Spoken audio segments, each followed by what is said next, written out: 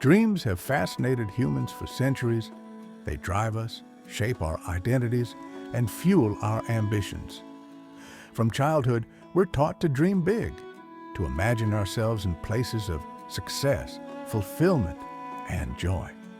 Yet for many, these dreams eventually morph into sources of anxiety, frustration, and disillusionment. Why is it that something meant to inspire can sometimes feel like a burden? This essay explores the psychological, philosophical, and practical dimensions of dreaming. It argues a bold premise. Your dream should never be your problem. Instead, it must be a catalyst for growth, action, and transformation. Drawing inspiration from thought leaders and integrating concepts from Jungian psychology, mindfulness, and behavioral science, we'll dissect why people get stuck in cycles of dreaming and how to break free. Let's begin this journey by challenging a common cultural narrative that dreams, just by existing, make us better. In reality, it's not the dream that holds power, but the choices we make because of it. Dreams don't automatically improve our lives. What does is our relationship to them. This script will provide practical tools, cognitive shifts, and empowering insights to help you make peace with your dreams and bring them to life. The dual nature of dreams. Dreams can be powerful allies or subtle enemies. On one hand, they represent the creative force of the human mind, a projection of potential. On the other, when misunderstood or misused, they become sources of self-sabotage. There's a stark difference between having a dream and being trapped by one. The former is an act of imaginative freedom. The latter is a psychological loop. For example, a person might dream of writing a best-selling novel. This vision brings excitement and a sense of destiny. But without taking actual steps, writing daily, editing, submitting manuscripts, the dream eventually becomes a source of guilt and self-judgment. This paradoxical relationship is more common than we admit. In modern culture, we often romanticize dreams. We celebrate visionaries, innovators, and creators, but what we rarely acknowledge is the painful tension between dreaming and doing. This tension can create emotional conflict. You feel like you should be living your dream, but reality lags behind. The gap between expectation and current experience grows, and with it, dissatisfaction. Moreover, dreams are often shaped by social conditioning. You might dream of wealth or fame not because it's your true calling, but because you were told that success looks a certain way. These externally imposed dreams rarely lead to fulfillment. They become cages dressed as castles. The first step toward healing your relationship with your dreams is to ask, is this dream truly mine, or is it a reflection of someone else's desires? The comfort zone masquerading as vision. Dreaming can be an act of escapism. It gives us a dopamine hit without requiring actual work. In fact, many people remain addicted to dreaming because it feels safer than doing. The dream becomes a sanctuary where nothing can go wrong, because nothing happens at all. This is the comfort zone. Here, you can visualize success endlessly, talk about plans for years, watch motivational videos, and feel a superficial sense of progress. But deep down, there's stagnation. The comfort zone is not inherently negative. It's a necessary space for healing and safety. However, when it becomes a place of indefinite residence rather than temporary rest, it stifles growth. Carl Jung once said, People will do anything, no matter how absurd, to avoid facing their own souls. This quote speaks directly to dreamers who avoid action because action requires them to confront fear, inadequacy, and the unknown. Imagine a person who dreams of becoming a public speaker but never attends a workshop or gives a talk. Instead, they read books about speaking, watch TED Talks, and tell friends they'll get started soon. Months turn into years. The dream becomes a ghost haunting them. Why? Because they've confused the comfort of thinking about the dream with the challenge of embodying it. To escape the comfort zone, one must embrace the discomfort of growth. This means tolerating awkwardness, being seen as a beginner, and risking failure. Progress begins when you're willing to do something badly at first. Action, even imperfect, begins to rewrite your identity, not as someone who dreams, but as someone who does. The illusion of preparation. Planning is essential, but overplanning is a trap. Many people fall into the illusion that preparation equals progress. They create elaborate roadmaps, buy expensive tools, and attend endless webinars, but never take the first real step.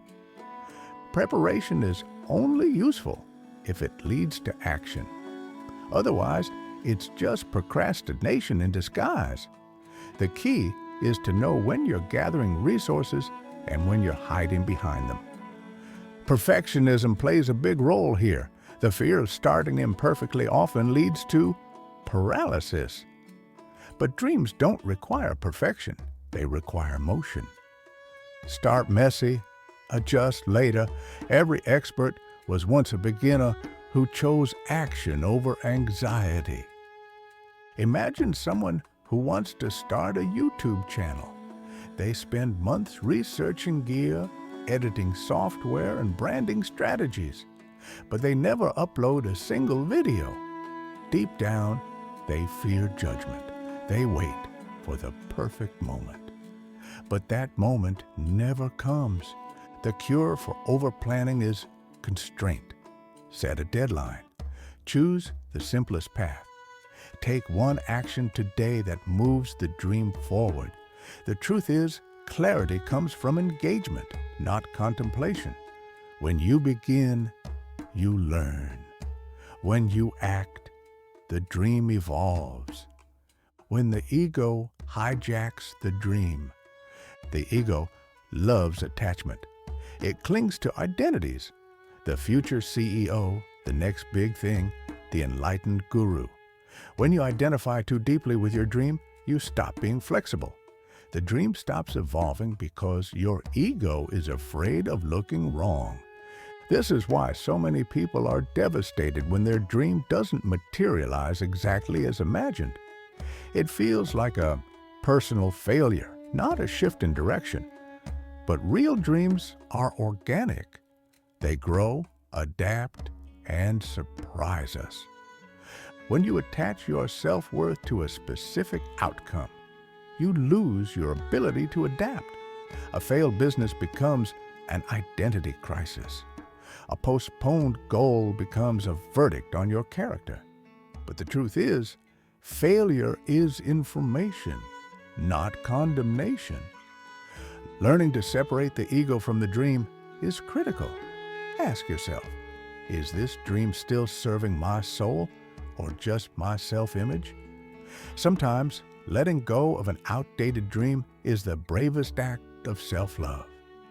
One way to loosen the ego's grip is through curiosity. Instead of saying, I must succeed at this, try asking, what can I learn from this process? Curiosity disarms fear, it invites experimentation, and it keeps the dream alive, not as a performance, but as a path of discovery. Fantasy versus true desire. Fantasies are safe. Desires are dangerous. Why? Because Desires compel you to move. Fantasies, on the other hand, let you float. You can fantasize about being a world-class musician without ever touching an instrument. But if the desire is real, it keeps you up at night. You'll find ways to practice, to play, to connect. The difference lies in emotional intensity. Fantasies make you feel good. Desires make you feel alive. To identify a true desire, watch what you're willing to suffer for. What are you willing to do when no one is watching, when there's no applause? It's important to note that fantasy can actually drain energy. The brain doesn't always distinguish between imagination and reality. When you overindulge in fantasy, your brain gets a false sense of satisfaction, like you've already achieved something. This can reduce motivation to act. That's why people often feel empty after long sessions of daydreaming. A true desire survives friction. It finds you again and again, even after failure, even after rejection. If your dream vanishes at the first sign of challenge, it may not be a dream at all. It may be an escape. To connect with your true desire, ask, what have I always returned to, no matter the circumstances? What am I willing to do badly just because I love it? These questions don't just clarify your dream, they reignite your soul.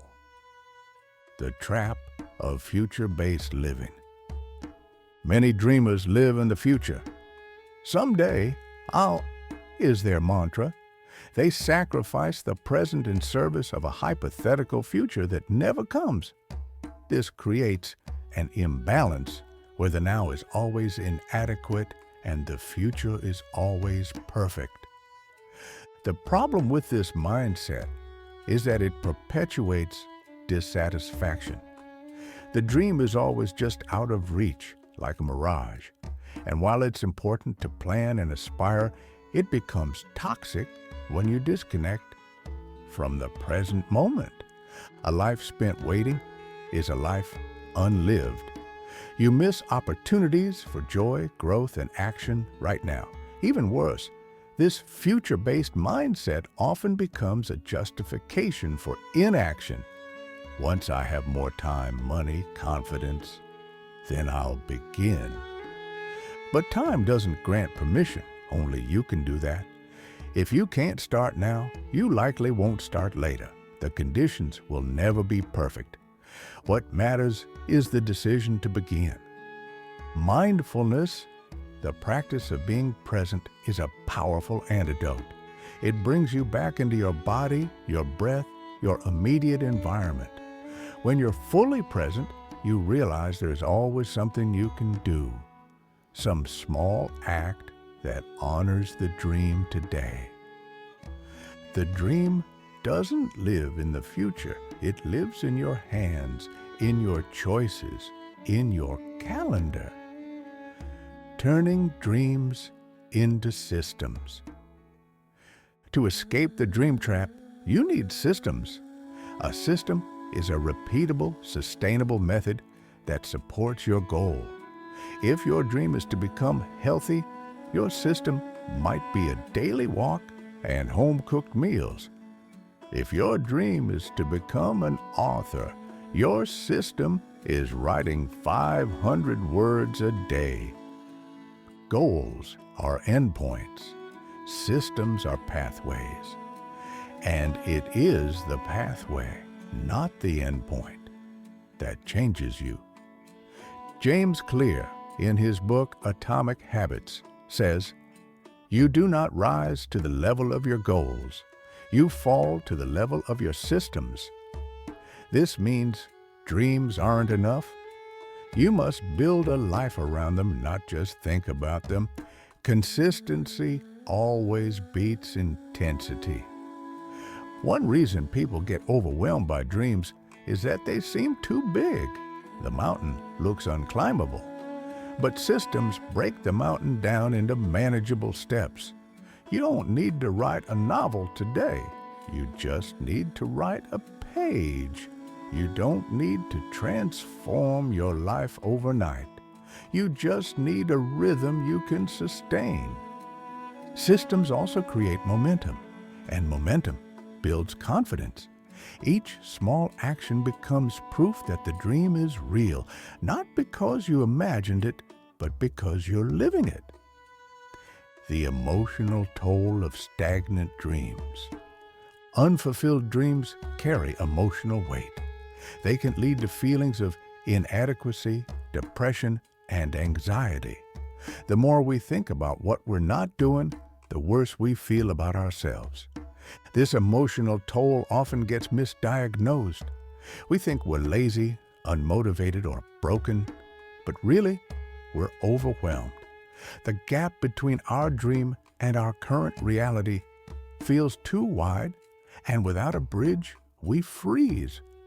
The weight of an unrealized dream isn't just psychological, it's physical. It shows up in the body as fatigue, tension, restlessness. It shows up in relationships as irritability or withdrawal. It's the pain of unrealized potential. One way to lighten this burden is to take small daily actions that reaffirm your agency. When you act, even in a minor way, you tell your brain, I'm not stuck, I'm moving, I'm choosing. Another approach is self-compassion. Acknowledge the pain without judgment. Recognize that dreaming is human and stumbling is natural. The goal is not to shame yourself into action, but to love yourself into motion. Remember, you don't have to carry the whole dream at once. Just pick up one corner and take a step. Reclaiming agency. One of the most radical truths is this: you are not your thoughts, and you are not your dreams. You are the one who chooses what to do with them.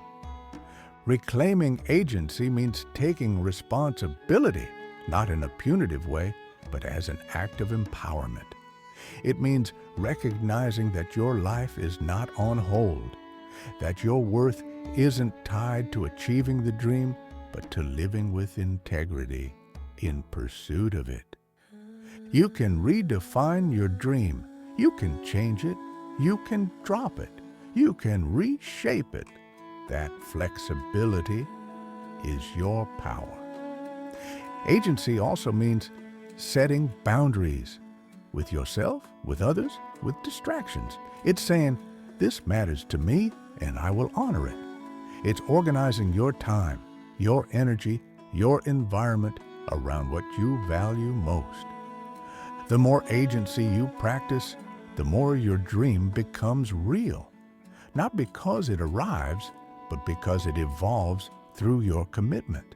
The dream isn't out there, it's already in you, waiting for permission to come alive.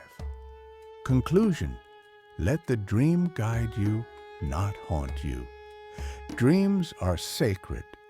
They are whispers from our deeper self. But they are not prisons. They are not chains. If your dream has become a problem, it's time to look closer, not at the dream, but at your relationship to it.